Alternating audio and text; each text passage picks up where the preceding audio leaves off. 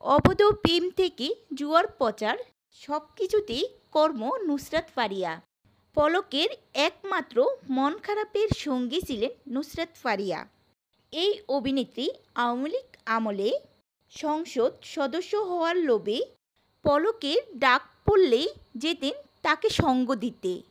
সাবেক আইসিটি প্রতিমন্ত্রী জুনাইদ আহমেদ পলকের মাথা ব্যথার একমাত্র ওষুধ ছিলেন নুসরাত ফারিয়া। জানা গেছে, পলকের মেজাজ খারাপ হলেই নুসরাত ফারিয়ার ডাক পড়ত। নুসরাত ফারিয়ার ফিটনেসের প্রতি তার ছিল অন্যরকম আকর্ষণ। রোববার বাংলাদেশ একটা বিমানে থাইল্যান্ডে যাওয়ার সময় ইমিগ্রেশন তাকে আটক করা হয়। পরে থানায় তাকে স্থানান্তর করা হয়।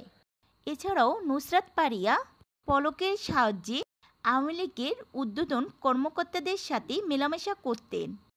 শেখ হাসিনা পালানোর পর নুসরাত ফারিয়া সামাজিকভাবে চাপে পড়েছিলেন। আর এই নুসরাত ফারিয়া অনলাইনে জুয়ার প্রচারণা করতেন নিয়মিত। জুয়ার একটি অ্যাপে শুভেচ্ছার দূতও ছিলেন তিনি। শুভেচ্ছার দূত হওয়ার পাশাপাশি সেই অ্যাপের একটি গানও দেখা গেছে তাকে।